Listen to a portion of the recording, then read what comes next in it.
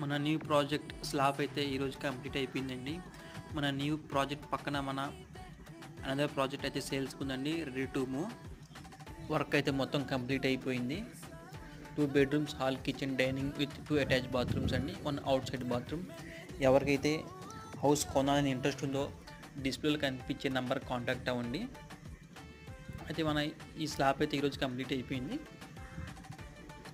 ఇది కూడా sales purpose అండి. ఎవరైనా అడ్వాన్స్ బుకింగ్ చేసుకోవాలన్నా సరే డిస్ప్లే కనిపించే నెంబర్ కాంటాక్ట్ అవ్వండి.